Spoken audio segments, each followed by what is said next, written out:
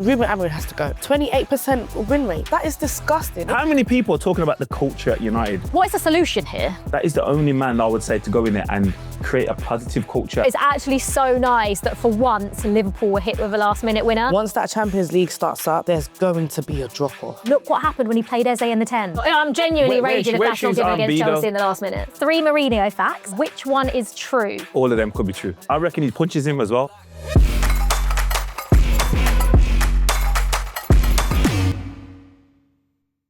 Hi, I'm Joleon and And I'm Olivia Pizzaglo. This is In the Mixer, brought to you by Sky Bet, the show that always has an opinion about the game. We want to hear your thoughts, so get involved in the comments below. If you're a fan of the show, don't forget to like and subscribe. This week, we are joined by a fellow Chelsea fan. It's about time we had a fellow Chelsea fan on the show, and content creator Anita Abayomi. Hey! Sadly, we are going to have to talk about Chelsea at some point, Anita, but we'll leave that till later on in the show, because we are going to start with a little recap of the weekend and the big talking points.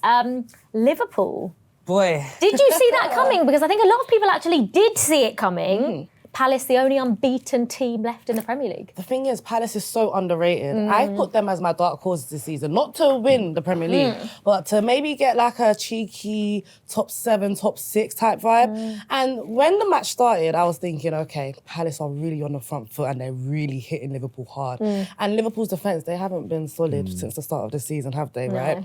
And I'm looking at Palace's lineup, and I'm looking at Glasner and I'm thinking, they look warm.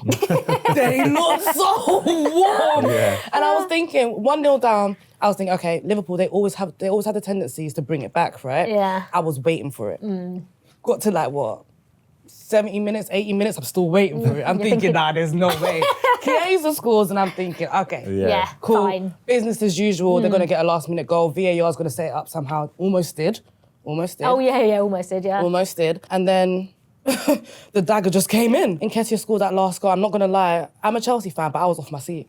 I think most people were, to be honest. 100%. Oh, yeah. It's good for the league though, isn't it? Like, Yeah. Do you know what? It's actually so nice that for once Liverpool were hit with a last-minute Yeah, winner. that was always gonna be given the way. they've done it in every, well, Yeah, that was near always enough gonna be the every case. single game so far. How fuming though? You know, obviously Arne Slot was raging at Ekatike midweek for the whole second yellow card. How much more fuming will he be after the result? Because there's no way Isak starts that game if Ekatike... Or finish the game like a player as long as he did. He was blowing. Yeah. Like the 80th minute, he looked like he couldn't run. Yeah, but at the end of the day, I don't think Arne Slot can actually be annoyed by the result because I just feel like there were so many holes in Liverpool's defence to begin with anyway. Yeah. Right? It could have, in the first half, genuinely, it could have been 4 or 5. Yeah, And the Alisson chances they saved had. them. Yeah, Alisson saved them. Yeah. So he can't really be too mad at the play. He's got to look at deep within himself and sort out the defensive issues, the midfield issues, because their players are not bad players. We've seen them play week in, week out for years, right? They're not bad players. They're great players, and we know Arne Slot is a great manager. So the only person he can really be angry with is himself. The way he set up against Crystal Palace, even going into the game, he was like, I think he said something about, we don't go into games thinking that we're going to lose or something like that. Considering Crystal Palace have been unbeaten in, 18 games now, you go into that humbly, bro. So obviously, I think we need to talk about Palace being 18 games unbeaten, because I feel like if it was any other team, if it was one of the big teams, we would be talking about this 100%. so much more. And also, it's a cross season. I think that doesn't help that record. Yeah. It's like the back end of last season and this season. It does include the FA Cup final against City. It does include Liverpool in the league. It includes Chelsea in the league. It includes the Community Shield. I'm not discrediting it. I'm just saying because of that period, we kind of don't recognise the magnitude of that. And as I said, it's all about putting it together. Because if that's the case, then United's record, like I know we're not talking United, but their record over like a space of a 31 game season they've got 9 wins under would be Amorim. stupid. Like they'll be relegated, wouldn't they? Yeah, I know we're not talking about Man United, but winning 9 games over a 31 game period, that gets you relegated, right? And Crystal Palace, they've gone unbeaten in 18. That's something that teams should be looking at and fearing. And if you go into a new season thinking, okay, it's only 6 games in, they're unbeaten in 6 games. I think they're the only team to be unbeaten in 6 games in the Premier League as well, right? Yeah, the only team, yeah. Yeah, they're the only team. But if you're looking at it like that, then you would look at Liverpool and be like, they're unbeaten for a period of time and they're the champions. So that would necessarily create more fear for Palace, but it didn't. I think that their home record and that stadium is one of the toughest. Now, all of a sudden, if you flip in advance, like City's result against Arsenal isn't bad. Like, especially when Liverpool lose to Palace, you're like, oh, now you're going to Arsenal and you get a draw. And then Arsenal's now is like, after back of that draw, it's like, it's not negative that they drew against City because they go and beat Newcastle. Not gonna lie, I've been watching the last couple of weeks live. These Arsenal fans, they probably want an apology, babe. No, because I will criticise Arsenal. Like, as in, I didn't criticise, I just thought the setup, I thought they could have been way more attacking. And look what happened when he played Eze in the 10. Look what happened. They played with the handbrake. They scored 2 set pieces. They played, but Eze was instrumental. Yeah, he was so good. He was great. But that was my point. It wasn't that Arsenal played badly. It was that I just thought they could have been a bit more brave at home to City. I want to talk about the decisions in that game because there was a few little controversial ones. I thought it was a pen. Right, so the Gyökeres one, first of all, where he nicked the ball, so it's not a pen. Having looked at it back, I just think there is quite clearly different rules for keepers, unless they just have made a mistake with that because... So she's liable. Because obviously he does get a nick on the ball. I sort of see like his foot's planted, right? So he gets a nick on the ball and his foot's planted. So where is it supposed to go? But then I see it from the other perspective as well when he has just taken Gyökeres out. I'll tell you why it's more clearer than you think. Because and again, is it? Like, Dewsbury Hall got booked for touching the ball, taking a quick... Oh, what? Against West Ham? Yeah. Yeah. Is that the same challenge as... That was never... a yellow. A free kick or a yellow card. He quite clearly got the ball. Yeah, there is different rules in the box. But also they could given a leeway. Like, if that decision is made on the halfway line, it's always going to be given. There's no argument. There's no debate because there's no VAR is going to review it or anything like that. We're not even going to talk about it. But I thought it was a penalty. Did you? I thought it was a penalty easy. And I was so shocked when it got overturned. And you know they come on the mics and I'm thinking, what kind of And then he left his mic on. But it's because he said, did he? He left it on for a while. It's because he said he got a touch on the ball. That's what he said. But the touch was so minute that it's just, okay, so he got a touch on the ball, fine. Can all goalkeepers now come up, plant their foot there, and then it's not a penalty? Because no word of a lie, we're going to see this happen again, and we're going to see that penalty given. Oh, 100%. We're going to see it given. It's not going to get overturned. It's inconsistencies, isn't it? Bruh. What about then, so there was no push on Gabriel for the Voltemada goal. No. What did you think of the Gabriel sort of going to hit Voltemada in the face and him not doing really much about it? Yeah, I think if they're looking at that, then something has to be done. If Voltemada goes down there, is it different? Yeah, because then I think they review it. Did they not review it? I don't know. I don't think they checked it at all. Yeah, I don't think he helped that side of it. We saw the replay, but I don't think they actually checked it. If they checked it, that's a red card. Yeah. I think if he goes down... You can't close fist go to punch someone in the face, even if you sort of miss. Smash kind of, it was weird. So was lucky. silly. But again, that's what emotions. That's what I mean. That's what I meant when I said after the goal, Voltemada scored the goal. It did feel like the emotion, but they reined it in the second half, and I thought that was a really good second half performance. Yeah, but it's still not fair. I'm so sorry. They should have checked that because Gabriel got the winning goal, didn't he? So they should have checked that. That's a punch in the face, mate. Okay, and Gabriel was involved again. So you don't think they were balanced out? The decisions were balanced out? 2 wrongs don't make a right. Yeah, this is my point, right? 2 wrongs don't make a right. What about the Gabriel handball? You actually have to put your hand up. Like that. For balance, like, you have to kind of like, sliding like that. I understand sort of sliding, like when you go to slide, I understand like having one down. Yeah, okay, you're like that, right? Yeah. He's like this. Yeah, but it's still the same. Okay, 1 second, because the producer has just asked to show us something on the screen. What? Okay, it's sort of both. It's like that. It's like up to the side, but up. So we're both right. No, I'm not wrong. I think that is You a might be penalty. half right, but I'm definitely nowhere near wrong. As the neutral in this, Liv, you're wrong. There you go. You said It is. You said straight up. But it's like that. I said like out. It's like that. So it is up. But you said up like that. Okay, well, it's like that. So we're sort of half right. I not a believe penalty. that's I That's believe, not a and it's penalty. come off his shin. Yeah, man. From a yard. It's I'm deflected off sorry. his shin. So where should his arm be? I'm Liv? just raging if that's not. I'm genuinely Where raging if that's should not his given arm against be, Chelsea though? in the last minute. Where should his And arm if that be? was Chelsea, I would be raging too, Yeah. but then you calm down and then you realise there's nothing he can do. You're sliding in for a tackle, like, come on. Yeah, come didn't know on. you slid in like this, but anyway. Right, let's just quickly talk about the Monday night football this week, which was West Ham away at Everton. It was a 1-1 draw. Obviously, Nuno Espirito Santo's in charge now. The perfect fit for West Ham right now, would you say? I think perfect. Well, time will tell if it's perfect, but a better fit. I think a better fit for players and the club. I think the club and the fans wanted. And I think now a little bit more owners are making decisions based on the relationship with the fans, which is important. Like Nuno did say his first job is to repair that. It's very important that, yeah. and it's not easy to do, but I think you do that with results. Like, forget the style. When teams are losing, fans care about results, and then all of a sudden you get comfortable with results, what they did before. David Moyes, take it for granted, and all of a sudden now you want a style, and it's like, careful what you wish for. Where do you think Graham Potter goes from here? Because the last couple, I think Chelsea was a difficult job for anyone, you know, and it was coming off the back of a really good stint at Brighton. Yeah. But now, after this, where does he go? Does he go Europe? Does he go the Championship? Where he goes back to the drawing board. Do you know when Batman had to go back to the cave? That's where he needs to go. He needs to go back to the drawing board.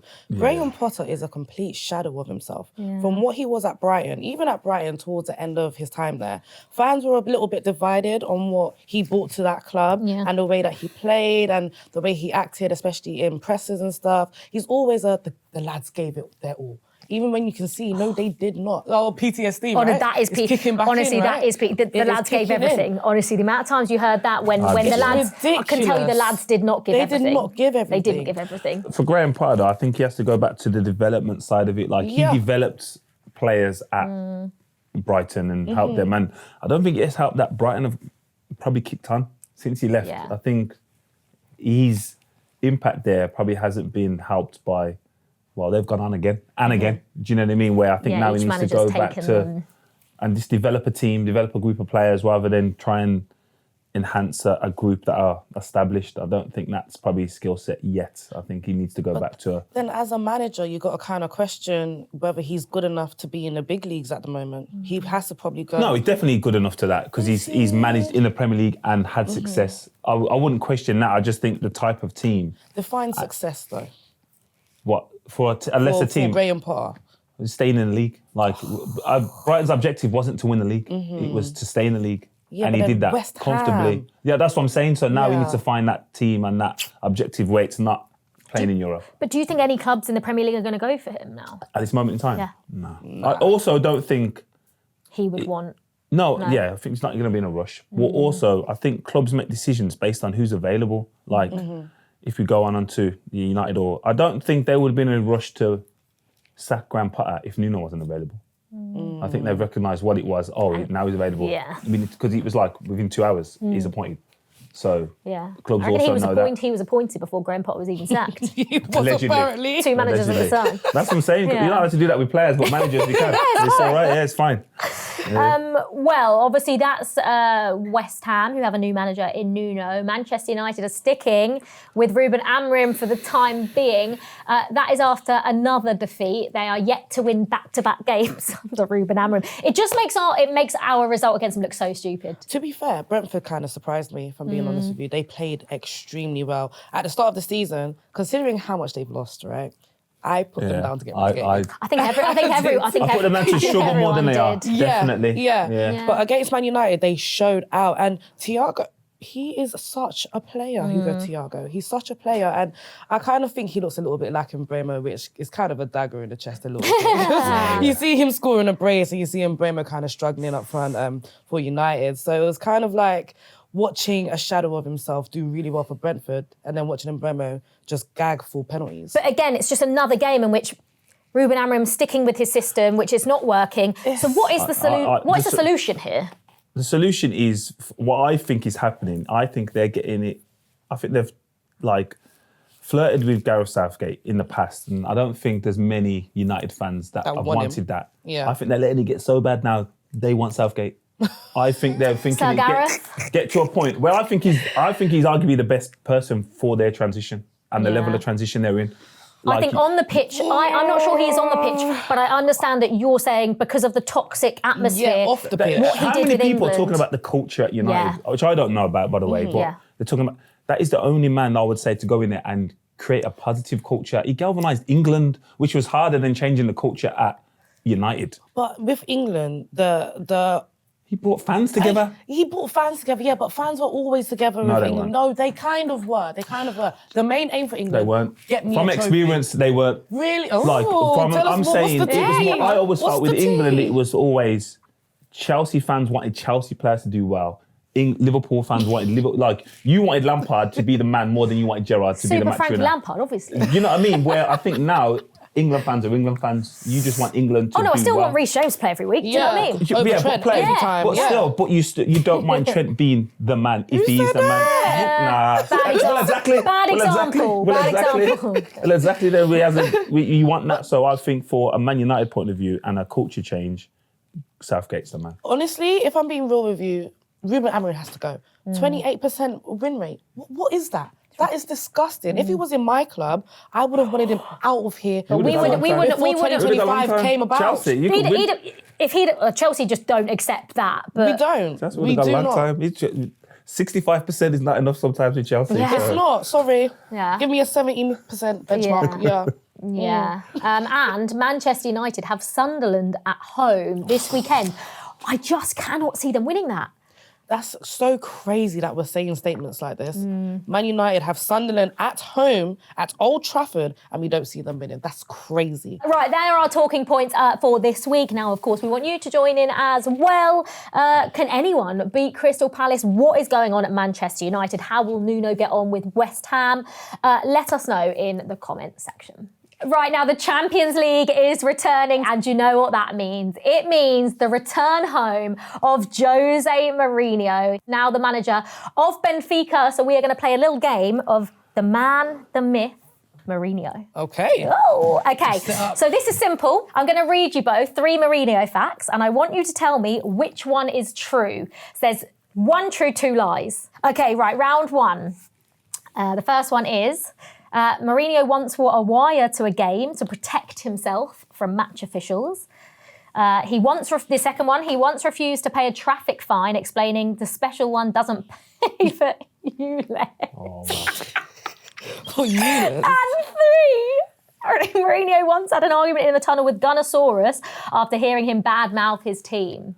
So there's 2 false there and 1 true. All of them could be true. Exactly. Which one is the true one? I can totally imagine him badding up Gunnosaurus at half-time or something. The only reason I don't believe that is because I reckon he punches him as well. I reckon there's probably violence. So the fact that he doesn't punch it, I would say the first one. Do you think the first one's true? The wire? No, I don't believe that one, you know. I feel like I would have remembered. So what, you out here thinking he's not paying fines or punching up a dinosaur? Because the special one doesn't pay for ULEZ. Low key, the dinosaur thing is... Okay, so which one are you going is the truth? I'm going the Gunnosaurus one. The truth is, Mourinho once wore a wire to protect himself from match officials. But I see what you mean about Gunnosaurus. Do you know what I mean? You can actually imagine him Just because he beating never punched Gunnosaurus. it. Just because he never punched it. That's why. Okay, round 2. So it's 1-0 to Joleon. Come on, Anita. Mourinho once took the Chelsea team to a TGI Fridays and insisted it was his birthday, so everyone had to sing happy birthday to him. The second one, whilst managing Spurs, Mourinho accidentally got locked in the stadium overnight after watching his favourite movie, Moana. And number 3, after having a goal disallowed by VAR, Mourinho placed his laptop in front of TV cameras to prove the decision was unjust. The laptop thing is looking... Yeah, I think I've seen that footage. Very authentic. I think I've seen the footage. So which one? And I'm winning, so I'm just going to go the same. What? Every time. Mourinho tactic. Yeah. I like, man. You can't have the same answers. Okay, I'll go first then. I'll go the 3. first one, yeah. I'll go I'm 3. going for the laptop one. Yeah, laptop. Yes, you're both going for laptop. That is correct. Mourinho did place his laptop in front of the TV cameras. That's so Jose, isn't it? It's so We love him. Jose. Okay, and the last one. Ooh. Pressure's on. And I'll go first. I'll go first, yeah. 2-1 to Joleon. Okay, last goal wins. Okay. No. Before starting a career in football, Mourinho was a PE teacher who loads of his students hated. The second one, after receiving a 2-match ban, Mourinho hid in a laundry basket so he could sneak into the Chelsea dressing room to speak to the players. And number 3, one of Mourinho's favourite UK TV shows is Peaky Blinders. He claimed he's addicted to the show. I'm going to say... Okay. Which one is the truth? So you think after receiving a 2-match ban, Mourinho hid in a laundry basket? I feel like I've heard that as well. I'm going for the basket one because I feel like I've heard that. Yeah. Oh, you lost. I feel like I've heard it. Well, we decided to trick you because all 3 of them are true. I knew it. Typical Jose. I should have said it. Which still means Joleon won, which is a little bit sad. But never mind, because we love Jose. Because we love Joleon. Because we just love everything about Jose. Well, I do anyway. What makes him so special? By the way, can I just say, first of all, you know when he came into Chelsea the first time and he said, I think I'm a special one? He didn't actually say the special one, but they've obviously just ran with like the headlines. But he will always be special, won't he? Yeah, I think he's special. The special one, yeah. Especially when you deliver what you deliver. Yeah. 100%, you are special. Like doing it with Porto. But I mean, did you have many encounters with him? Yeah, all positive because he's very pleasant and polite. Yeah. And yeah, obviously his teams were dominating for a long period of time in them encounters. But no, I think his man management separates him. I think he has a personal aspect to his management that not many managers find easy, and he does find it easy. Tactically, he's changed the game, good and bad sometimes. But in regards to his man management, I think that's the bit that you, as a player, you want to know you're playing for someone you can trust, and you might not always like what they're saying, but you know it's the truth. Like I remember Patrick Vieira said he interviewed him, and he said he subbed him at half time, and then he went back to speak to him. He said he had the video ready. he knew exactly what you were going to ask. And he had the video ready to dissect. He said, yeah, okay, then just had to eat the humble pie. I love, honestly, like the charisma, the mind games, the knowing exactly what to say, when to say it. I just don't think there'll be anyone like Jose Mourinho again. And his beef with Rafa Benitez back then. Cinema. Beef with Arsene Wenger. Remember when he beat him 6-0 in his 1,000th game in the Premier League? Well, Jose was top for that. For that kind of madness with the managers. Yeah, he was a good watch. I wouldn't have him back at Chelsea, I don't think. Enzo's kind of, as you said, it's a little rocky. Yeah, you wouldn't trade him in now. Like, I love Jose, but in my head, Jose is the 2004, 05, 06, 07, 05, 06 Jose. Like, or the 2014, 15 Jose. That's what I'm picturing when I say I love Jose Mourinho. I love that version of Jose Mourinho. And I know he's still got parts of that in him, but from what we've seen of him in the last however many years in his managerial career, I'm just not quite sure he would be a right fit back at Chelsea. What, for the group of players? Or the mentality of the players? I just think everything. I think the mentality of players has changed, which I think he has found more difficult, because you can't be as truthful to this generation. I think you got to play into their needs and their recognise. And like, I think at Chelsea, he didn't need to do that for one, and he had the power of being so successful. Abramovich was going to back him, kind of thing. Well, we had like Czech, JT, Ashley Cole, Frank Lampard, Didier Drogba, and again, it's hard to fail with those. It's hard to fail, but you can. You could have. Well, plenty of managers did at Chelsea. It's hard to manage them, and he managed them perfectly. So I think that would be the adaptation for him. Tactically, I don't think he needs to adapt. I think the management style of how you treat players. The last manager players truly sat down and listened to was Tuchel. Yeah. Tuchel, I know. That man. Heartstrings pulled. Tommy Tuchel. Who'd you rather back, him or Jose? Oh, Tommy Tuchel all day long. That unfinished business. He will be back at Chelsea one day. Thomas Tuchel will. I don't know. I hope so anyway. Let us know in the comments, would you want to see Jose Mourinho back in the Premier League? Chelsea fans, would you take Jose back for a third stint? Make sure you let us know. Right, it's time to do a deep dive into the WSL. It makes sense to start with Chelsea, doesn't it? 4 wins out of 4, top of the WSL. We're going to win it for... Wait, how many years will this be in a row? I think 7. It's just getting silly. I don't know. It's just getting silly. I don't know, it's giving Bundesliga vibes, you know. It's giving Ligue 1 vibes. Ligue 1 vibes, you know. I'm not calling it a Farmers League or anything, but it's getting a little bit too easy. I mean, the WSL for Chelsea has been standard over the past however many years. But looking forward and how far the women's game has come as a whole, and we'll look at what Arsenal did last season in the Champions League, that needs to be the one, doesn't it? What, for Arsenal? For Chelsea. For Chelsea. Champions League, 100%. I've looked at Arsenal, right, for the last 2 seasons and seen them progress and progress and progress. But I never in a million years would have bet that they would win the Champions League last season against Barcelona. Yeah. Barcelona smacked Chelsea like what? What was it on aggregate? It was like 7 or 8, Yeah, it was like 8-2. They smacked Chelsea. Yeah, because 8-2. the styles are different, aren't they? That's because but Arsenal did. Shut up. Arsenal did what they needed to do in that game, didn't they? They did. But I see that this year with the men's is like Arsenal probably as a club suited to win cups rather than leagues? I know. Yeah, I think a lot of people had them down to go further in the Champions League than they had to over the 38 games. For sure, 100%. However, the Barcelona team that they played is incredible. Yeah, it's a final though, man. Anything can happen. But, I mean, it does go against the trend because usually in finals, Barcelona just blow everyone. They blew us away, but what, twice? Semi-finals and a final? Right. But yeah, I think this, even though Chelsea is currently unbeaten, again, I do think the WSL is going to be a whirlwind. I see. Even though Arsenal have dropped quite a few points, no one expects them to drop points on the weekend. They have. However, I still think they're going to turn it around and come back. Chelsea are tired. But they need Chelsea to then...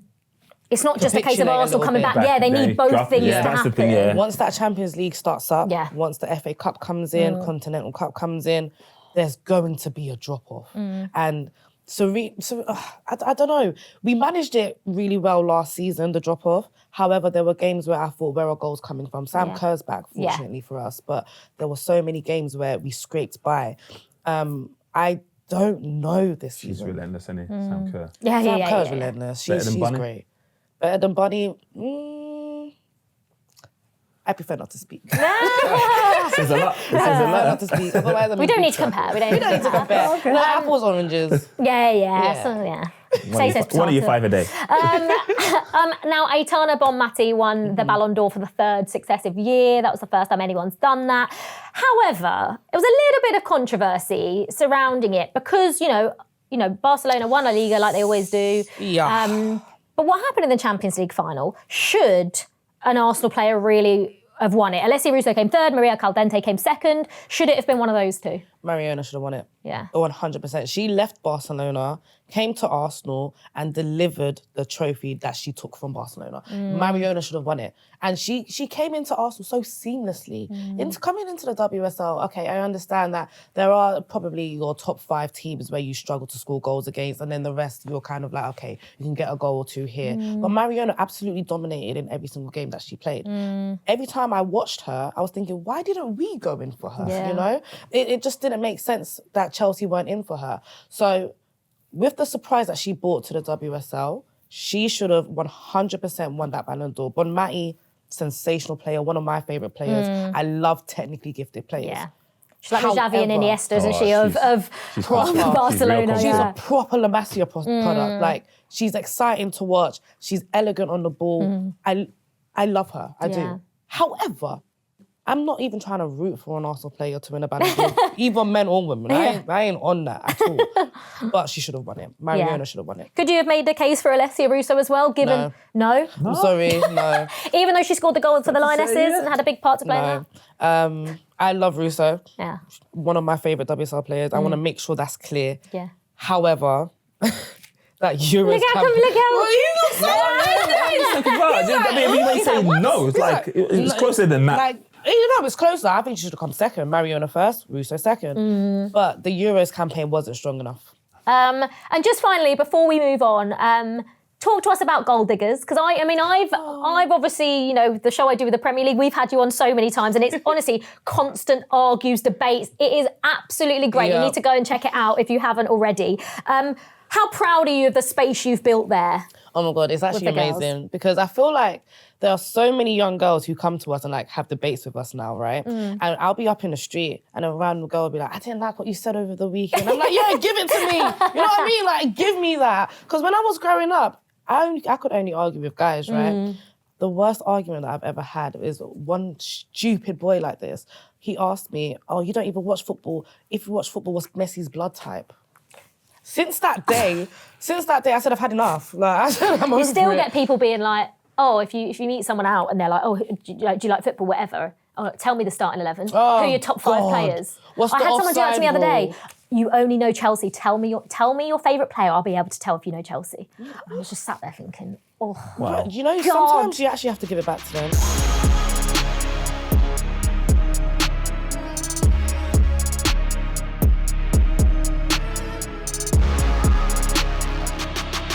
Welcome back to Super 6 Fan League. The £1 million jackpot is still waiting to be won. Just predict 6 scores for your chance to take it home.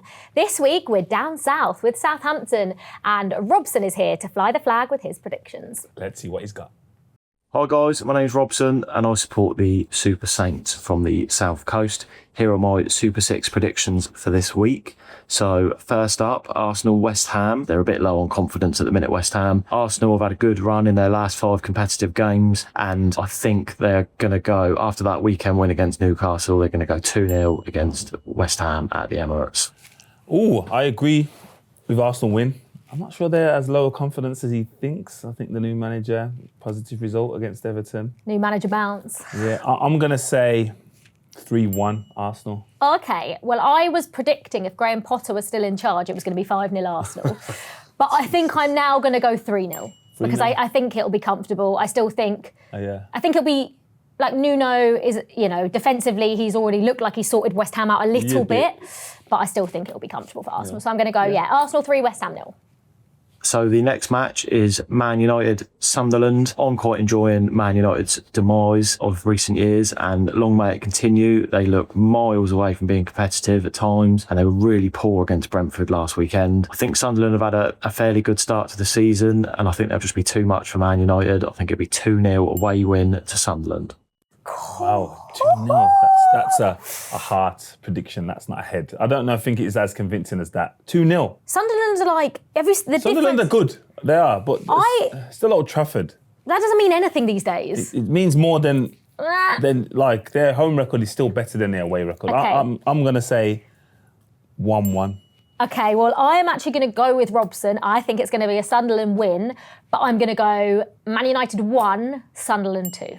Next up, Chelsea-Liverpool. I think Liverpool need a statement win. They can't keep relying on the late goals and the substitutes coming on and scoring equalisers. I think they'll want to prove a point after the Palace result. I do believe Maresca's on a bit of a slippery slope, and I know this is a big shout. Sorry, Liv. But I think Maresca, with the recent form, might be on his way out of Chelsea. Todd Bowley will want to get someone in to spend his money in January, I'd have thought. Who knows? Glasner from Palace. And then Chelsea's only win in the last 5 has been against Lincoln in the League Cup, which, I mean, proves my point there completely. Chelsea 0, Liverpool 3, that game will be. Cheers, Robson. Oh, yeah. He's not far wrong. I mean, he's got a point, to be... He's not far wrong in all this was said. He's got a point about the Lincoln game being our only win, and we only just got through that, really. Yeah, I'm going to go with Liverpool 3-1.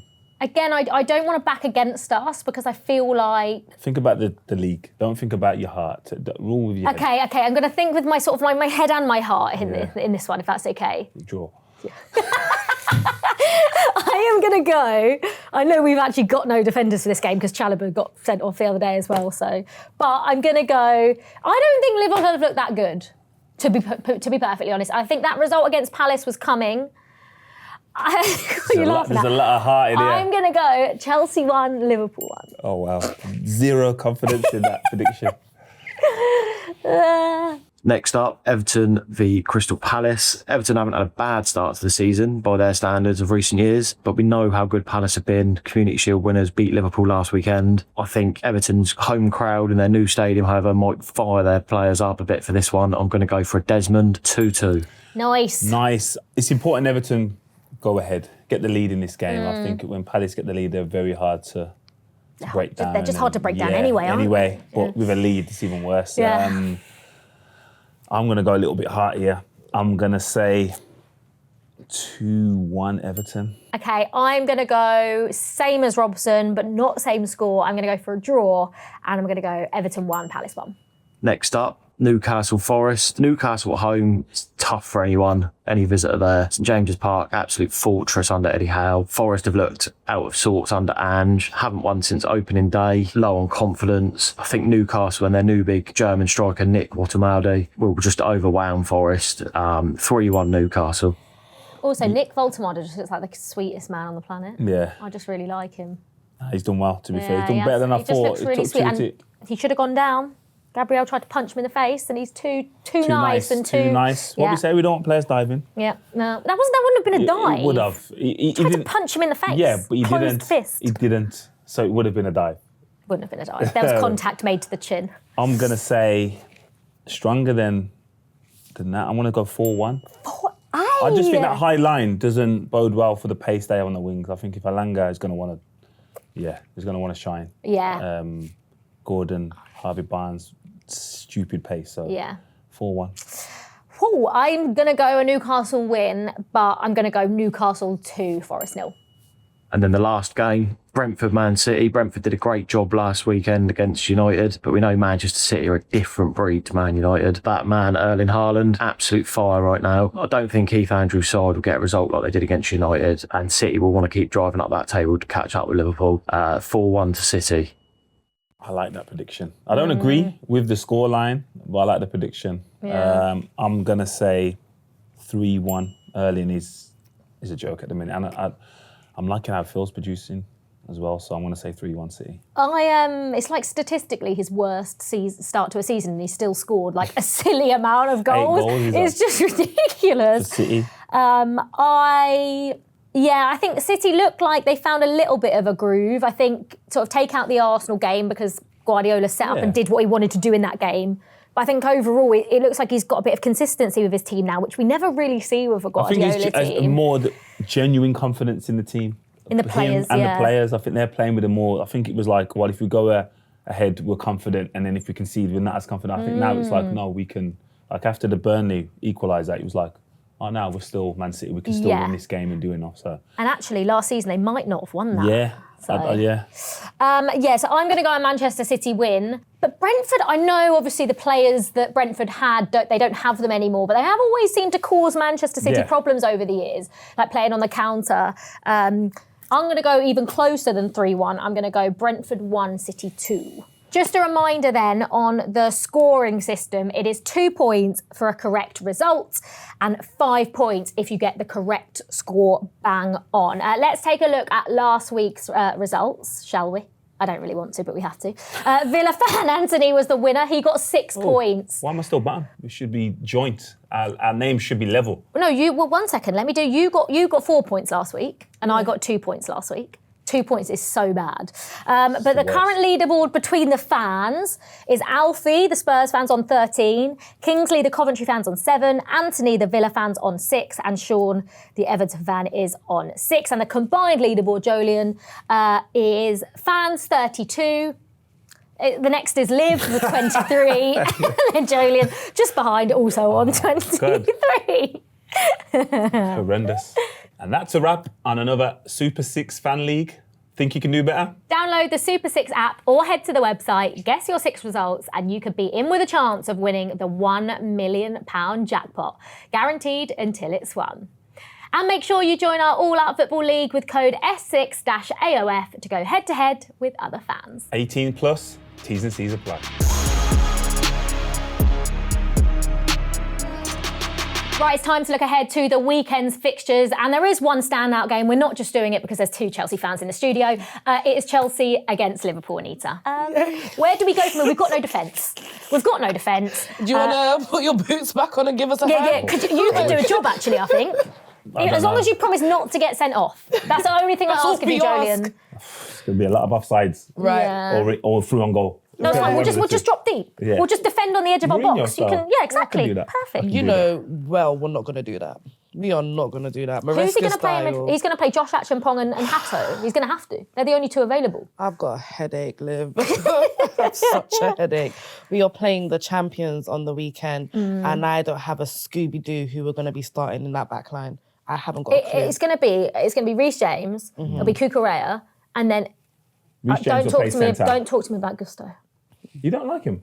Do you know what? It's not that we don't like him. No. It's the last couple of games. Yeah. It's the last couple of games. Jesus. They've been bad.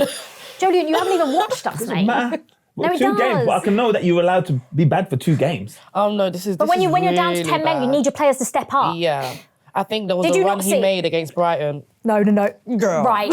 I will show you this. Basically, we were 1-0 up against Brighton, down to 10 men. The ball gets played through, right? And Brighton were on the attack, so the defenders are all over the shop. He's basically he's only just into his half, so he's still got a lot of the pitch still to run into. But there's no defenders near him really. He's basically through on goal. If he just keeps running straight, he's through on goal. What does he do? Turns back. He turns back. No one's It is the most behind him. outrageous He must have thing. heard a whistle. He must have heard something. There was no whistle. He must have heard He turned something. back, and in the space of about 5 seconds, when he turned back, there was about Everyone's 6. back. Yeah. I could not believe what I was watching. because he took off Esteval for him. And I was like, if Esteval's in that position, that's a direct Esteval's run. going direct. That's a direct run to goal. Yeah, it was embarrassing. It was very embarrassing. Is it going to be embarrassing on Saturday? It's going to be embarrassing. Do you think? 100%. What do you reckon the score's going to be? My issue is, right, Maresca, I'm not sure if he knows how to adapt to certain situations. He did come out and say, though, what I would say is he took accountability For Man United. And for Brighton, and he did say that I understand that my decisions could have been better, which he didn't say after United, but it was pretty clear that was, his decisions didn't help the situation at all. So maybe that's. Yeah, no. It's kind of like you're teaching an old dog new tricks. Like it just, from what I've seen from last season till now, his decision making sometimes can be so questionable. Yeah. Is he going to go with Liverpool? Is he going to go ultra defensive? Is he going to take a risk? We're at home. We need a home win. We haven't had one in a while, right? Yeah. We need a home win. What's he going to do? I think he's going to go ultra defensive. And We can't. Caicedo's Caicedo's an injury doubt. that's the thing, He'll be right? fine. João Pedro's an injury doubt. Caicedo's going to play. João Pedro probably won't, right? Who are we going to play up front then? It's going to be, what, Tyreek George? We've got no Palmer. We'll push Tyreek George into the middle. So it's just a bit like, I'm scared, Liv. Yeah, I put my hands up and I'm saying it. I'm scared. What do you Terrified. score's going to be? I've said Liverpool win. Yeah. Liverpool. You don't wanna Hopefully say we it? can nick a draw. Anyway, that is it from us this week on In the Mixer, brought to you by Sky Bet. If you like the episode, like and subscribe on YouTube. You can also listen on Apple and Spotify if you're on the move. Thank you for joining us, Anita. It's been a for having pleasure me. as always. And to all of you watching as well, we will see you next time.